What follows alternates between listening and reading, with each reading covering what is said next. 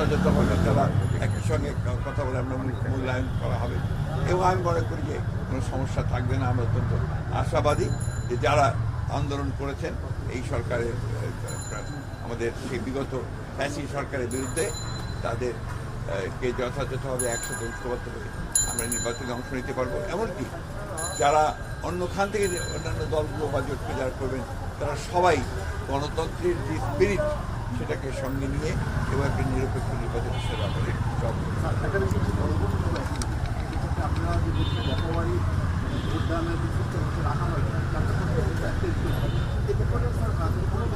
কিছুটা সমস্যা তো হবেই, এ ব্যাপারে কোনো সন্দেহ নেই।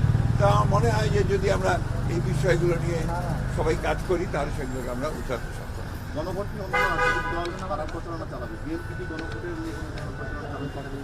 আমরা সেটা আমাদের দলের সিদ্ধান্ত নেব, তবে এগুলো এসেই গেছে, প্রচারণার ব্যাপারটা এসেই যাবে। আমরা তো আমাদেরই প্রস্তাব ছিল একই দিনে গণভোট এবং আপনার নির্বাচন অনুষ্ঠান হোক। এটা তো এখন আপনাকে বলা যাবে না, এটা তো আমরা আমাদের মধ্যে আলোচনা করেই আমরা ভোটারদের কাছে যাবো।